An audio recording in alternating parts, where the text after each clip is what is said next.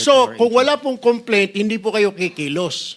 Hindi kayo binigyan ng SIAP dahil the GPBB is saying na galing sa SIAP yung mga report ng substandard? Or are you lying?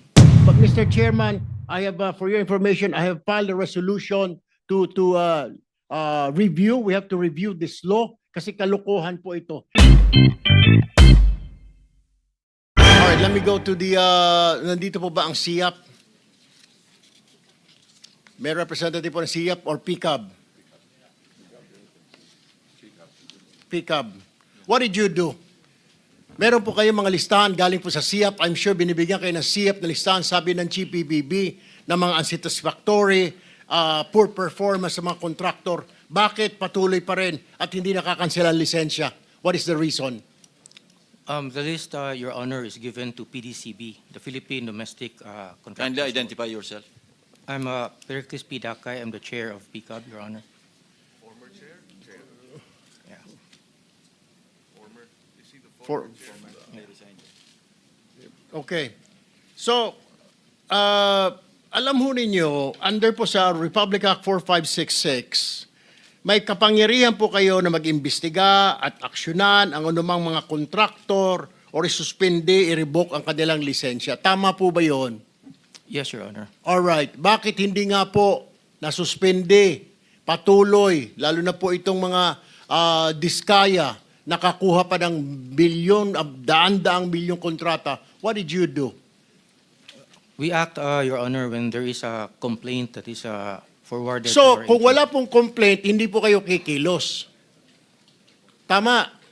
Dahil walang complaint, hindi kikilos. Though meron po kayong katibayan, may report na na poor performance yung kanilang trabaho, substandard. Hindi po kayo kikilos. No, Your Honor.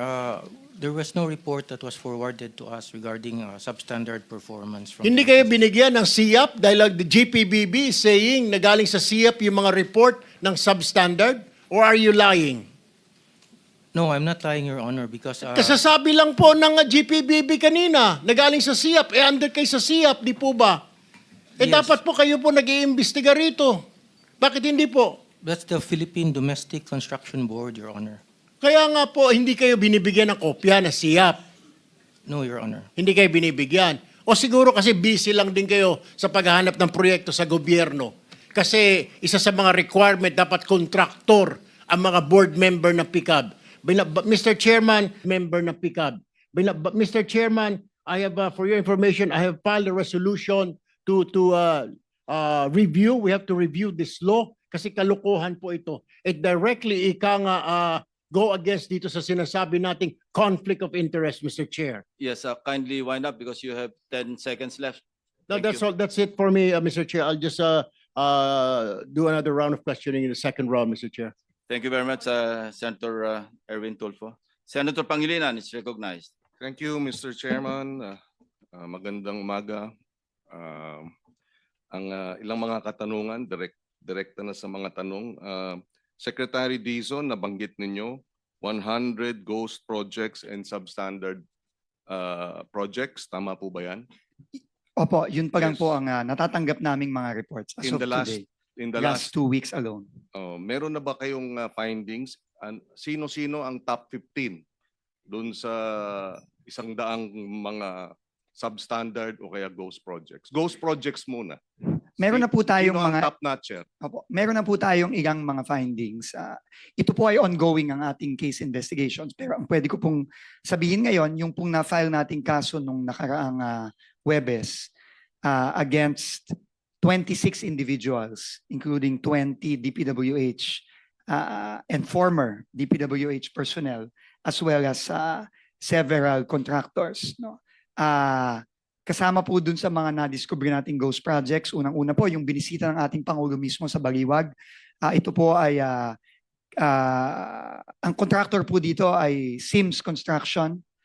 Meron din pong ghost project na pinilit na hinahabol kahit na last year pa po sinabi na completed na. Pero na pag-alaman po natin na 3 weeks o 1 month ago lang nagsimula ulit ang trabaho sa Wawaw Builders. No? At meron din po tayong kinasuhan sa St. Timothy Construction Company. Yun po ang mga contractor na nakasuhan na po natin as of now, pero kami po ngayon ay tuloy-tuloy pa rin po ang case build-up at pagbubuo ng kaso na nakikipagtulungan po tayo ngayon sa ICI. St. Timothy. Opo. Sino ang kontraktor ng St. Timothy? Diskaya po. I think lumabas na rin po yun dito sa mga hearings Yes. nung nakaraan. Dahil sa kanilang sumpang salaysay, sabi nila wala silang mga ghost project o wala silang mga substandard. At least yun yung sinasabi sa testimonya. So mukhang hindi tugma dun sa findings ninyo Opo. at yung sinasabi sa sumpang salaysay ng mga diskaya. Tama po kayo. Okay. Yung sinabi nyo 20 DPWH na mga district engineer, these are 20 district engineers? Hindi po. Mr. Chairman, our first case is only limited to projects in the first district of Bulacan. Yung pa lang po yun. No? 20 na pong katao ang nadamay sa isang kaso pa lang sa isang district engineering office sa Bulacan. So dito sa 100 ghost projects at substandard, saang mga lugar ito? Iba-iba po, Mr. Chairman. No? Offhand. Offhand po, I can remember, meron pong mga reports tayo na nakuha sa La Union, sa Oriental Mindoro, sa Nueva Vizcaya, sa Eastern Samar, meron din pong mga ibang mga proyekto sa Mindanao. Pasensya na po, Mr. Chairman, hindi ko na po maalala sa dami, pero nakikita po natin na hindi lang po ito nakasentro sa Bulacan lang, kundi mukha pong buong bansa po ito. Mr. Chairman, may we request that the people, at least a selected number of possible, how do you call it, players in La Union, Oriental Mindoro, and Nueva Vizcaya, whether government or contractors, be invited in the next hearing? Yes, we have to identify them first. Yes. Yes, thank you, Mr. Chairman.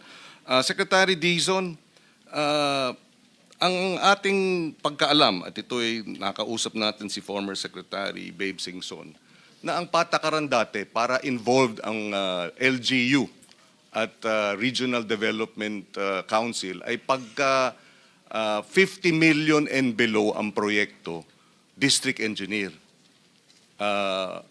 Pero pagka 50 million and above, kasama na ang Regional Development Council sa pagbubusisi sa mga proyekto. Tama po ba yan? Noon dating patakaran. Tama po, no, ika-clarify ko lang po, no. Sa tingin ko po ang tinutukoy niyo po ay yung thresholds of Yes. authority Yes. ng district, region, etc. No? Yes.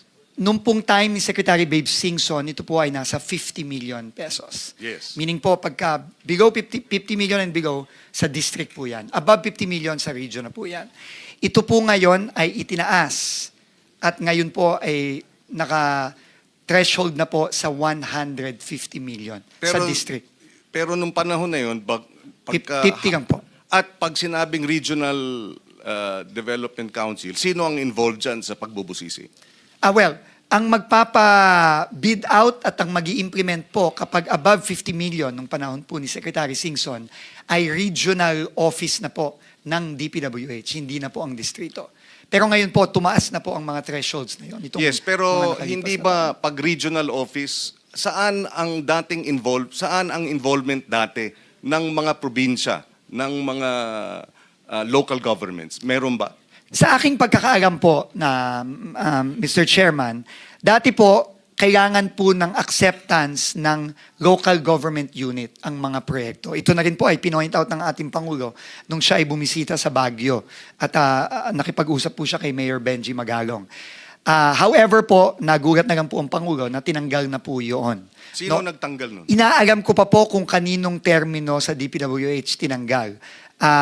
If you will allow me po, I will get back to the committee on that para po ma-establish natin kung anong date ito tinanggal para malaman po natin kung sino po ang secretary nung panahon na yan. At ano ang pagkakaiba pag regional ang nagpapasya at district engineer ang magpapasya? Which worked better in your opinion? Ano ang mas magandang proseso o mas maayos na proseso? I'm not in a position pa po to say which is better and which is not. But what I can say po, Mr. Chairman, is meron pong inherent flaw sa nakikita nating sistema sa DPWH. Kasi po, lalong-lalo na dito sa mga proyektong inaaral po at binubusisi ng committee ngayon, madalas po, or in fact, most of the time, hindi po ito dumaan sa Local Development Council, hindi po ito dumaan sa Provincial Development Council, at hindi din po dumaan ito sa Regional Development Council. To quote po si Governor Bons Dulor ng Oriental Mindoro, nung kasama ko po siya at nag-inspect kami doon, para na lang daw sumulpot parang kabuti itong flood control project sa Nauhan, sa sarili niyang bayan, hometown po niya yon, na hindi man lang ho dumaan sa Provincial Development Council.